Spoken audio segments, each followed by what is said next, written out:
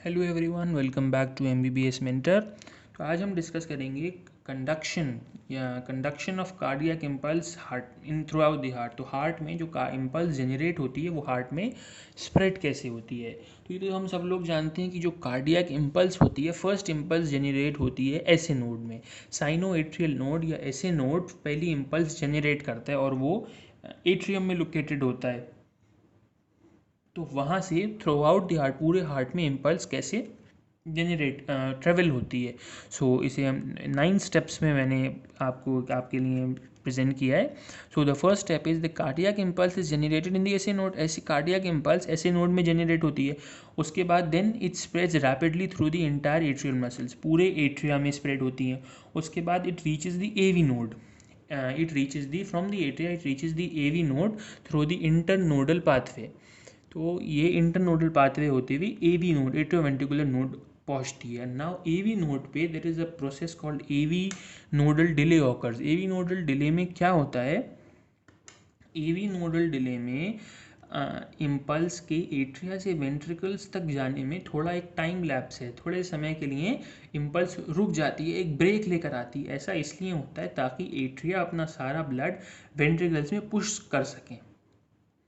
तो इसकी वजह से there is this phenomenon of AV node. Now AV node के बाद ये इम्पल्स जो है वो एवी बंडल तक आती है, फिर बंडल ब्रांचेस और फिर फाइनली पोर्कुंजे फाइबर्स तक। पोर्कुंजे फाइबर्स से ये ऑल दी वेंट्रिकुलर मसल्स तक जाती है, जहाँ वेंट्रिकुलर मसल्स का ही डीपोलराइजेशन कॉज करती है। तो वेंट्रिकुलर मसल्स में डीपोलराइजेशन जो है इंट्रावेंट्रिकुलर सेप्टम की लेफ्ट साइड से शुरू होता है। लेफ्ट साइड को इम्पल्स पहुंची, फिर लेफ्ट साइड से they move towards the right side. तो इसी वजह से depolarization starts from the left ventricle to the right ventricle, then then to the anteroseptal region. अब वो वेंट्रिकल्स के साइड्स में स्प्रेड होने लगती है, and then finally to the top of the ventricles. ये एक चार्ट फॉर्म में मैंने आपके लिए प्रेजेंट किया है। इसमें आप देखें, ये एसए नोड है, ये एवी नोड है, and this is the AV bundle. AV bundle is this one is blue in colour and this AV node is red in colour. Sorry, कुछ मिस्टेक हो गई। So this is the SA node, this is the AV node, and this is the AV bundle. तो ये हम देखते हैं कि impulse जो है SA नोड, साइनोएट्रियल नोड से जनरेट हुई, then it goes to the AV node, AV node तक आई, यहाँ AV नोड तक आई साइमल्टेनियसली। ये SA नोड से AV नोड तक भी आई और पूरे एट्रियम में डीपोलराइजेशन स्प्रेड हुआ। देन AV नोड से after AV nodal delay it comes to AV bundle, then AV bundle to bundle branches और ये पोर्कुंजे फाइबर्स में। Now from now it spreads to the ends of the ventricles. Ventricles के end से फिर ये it goes to the sides of ventricles and eventually to the postero basal portion of ventricles, यानी ventricles के top तक आती है। And in this way the cardiac impulse is transmitted throughout the entire heart.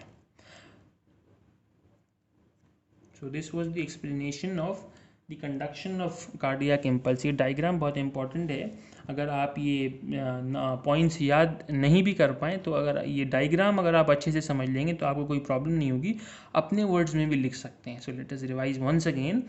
SA node generates the first cardiac impulse from the SA node. SA node is located in the atrium. SA node is located in the atrium.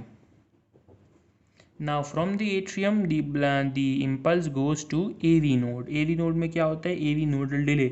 Then from the AV node to the AV bundle, then AV bundle से bundle branches and Purkinje fibers, then to the left ventricle से they move towards the right ventricles, फिर ventricles के end, and finally to the top of the ventricles. So this was the conduction or spread of cardiac impulse throughout the heart.